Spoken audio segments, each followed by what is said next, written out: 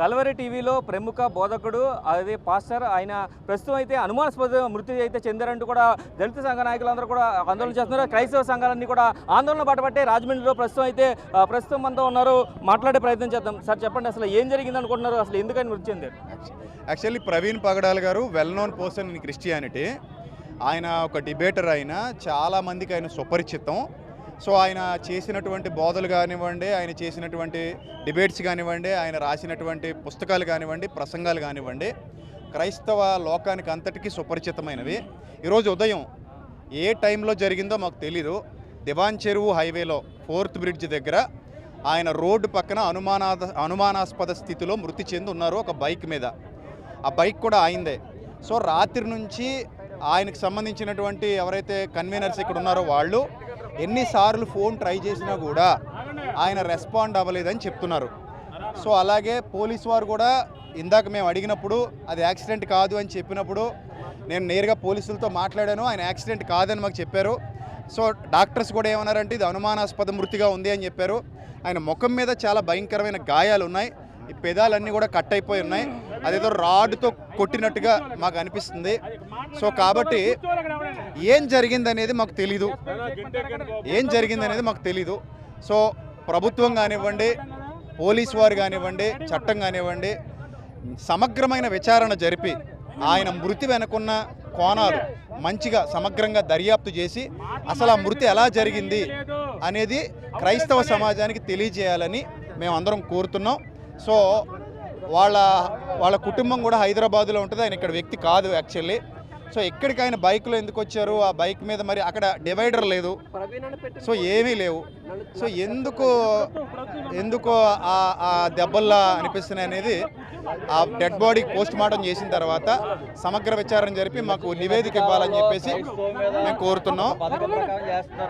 ఈ మధ్యకాలంలో క్రైస్తవ సమాజం మీద పథకం ప్రకారం కుట్రలు జరుగుతున్నాయి, రకరకాల దాడులు చేస్తున్నారు. ఈ రోజు జరిగినటువంటి ఇది హత్యగా మేము భావిస్తున్నాం, కుట్ర ప్రకారం జరిగిన హత్య అనుకుంటున్నాం. ఎందుకంటే క్రమక్రమంగా క్రైస్తవుల మీద ద్వేషాలను పెంచుతూ మరి రెచ్చగొట్టి ప్రసంగం చేయడం, దాడులు చేయమని ప్రేరేపించడంలో భాగంగానే ఈ దాడి జరిగిందని మేము అనుకుంటున్నాం. ఖచ్చితంగా దీన్ని విచారణ జరిపించాలి. న్యాయం జరిగే వరకు మాత్రం ఉద్యమం ఆగదని తెలియపరుస్తున్నాం. ఆల్రెడీ కృష్ణ మాట్లాడుతున్నాం.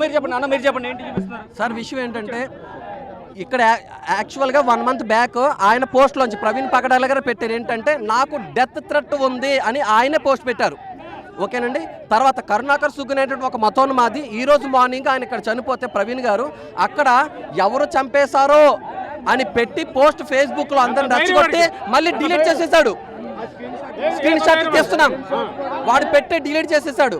యాక్చువల్గా వీళ్ళు రీసెంట్గా కూడా ఇప్పుడు మాకు పోలీసు వాళ్ళంతా గొడవ లేదు, కంప్లైంట్ లేదు, కానీ మేము ఫస్ట్ నుంచి ఎన్ని కంప్లైంట్లు వస్తున్నా పట్టించుకోవట్లేదు. మీరు రీసెంట్గా డిఎస్పీ గారికి వీళ్ళు కలిసి రాధా మనోహర్ దాస్ మీద కంప్లైంట్ ఇస్తే దాని కంప్లైంట్ తీసుకున్నారు, దాన్ని ఏం చేయట్లేదు.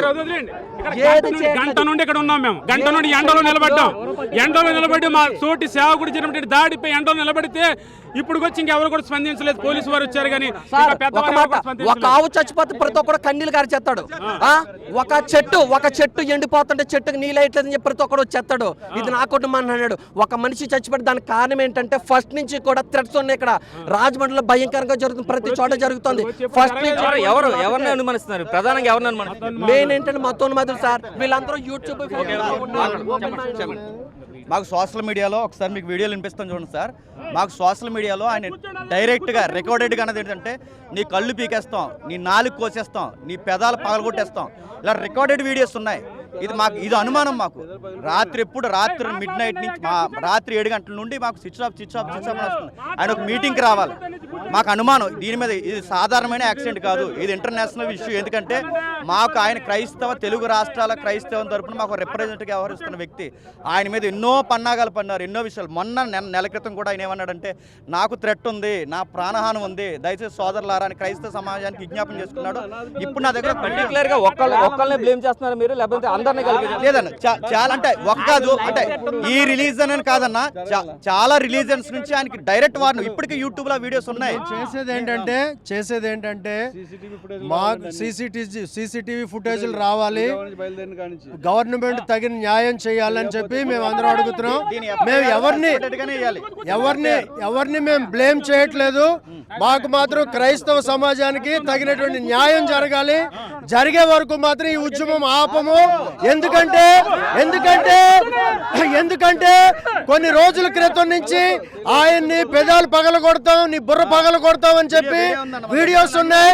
ఆయన ఇప్పుడు చూసినప్పుడు, ఆయన ముఖం చూసినప్పుడు అక్కడ ఆయన పెదాలు పగిలిపోయి ఉన్నాయి. దయచేసి ఈ విషయంలో ప్రతి ఒక్కరు కూడా గవర్నమెంట్ వారు అలాగే ఇతర మతస్థులు అందరూ కూడా ఉండాలని చెప్పి అడుగుతున్నాం. ఒకసారి ఏమంటున్నారు చూడండి. మసీదులలో ఆడవాళ్ళకి అల్లు ఉందిరా, ఆడవాళ్ళు చదివే నమాజు వేరే దగ్గర, మగవాళ్ళు చదివే నమాజు వేరే దగ్గర.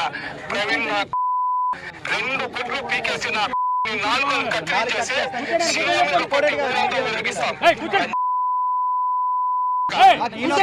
నాకు ఎవరో అనుమానం ఉంది. మాకు ఇది ఇలాంటి స్టేట్మెంట్ మేము మీడియాలో చూసాం. ఆయనకి మొన్న నెల క్రితం నుంచి నాకు ప్రాణహాని ఉందని అన్నట్టుగానే అనుమానంగా జరిగింది. మాకు ఇది సస్పెండెడ్ ఎఫ్ఐఆర్ పడాలండి. రెండవది డిఎస్పీ గారు దీన్ని ఎంక్వైరీ చేస్తే మాకు అధికారికంగా ఆన్సర్ చెప్పాలి.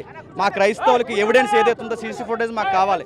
అది ఎక్కడైతే ఉందో అక్కడ సీసీ ఫుటేజ్ ఏరియా ఉంది, బొంకు ఉంది, హాస్పిటల్ ఉంది, అన్నీ ఉన్నాయి. మాకు ఏదో ఒక ఎవిడెన్స్ చూపిస్తే కానీ మా అనుమానాలు మాకు తీరవండి. అది ఖచ్చితంగా మాకు డిపార్ట్మెంట్ న్యాయం చేయాలి. ఇది టోటల్గా చూసుకున్నట్లయితే ప్రవీణ్ మూర్తికి సంబంధించి పూర్తిగా ఆయన పోస్ట్ నుంచే చూడొచ్చు క్లియర్గా.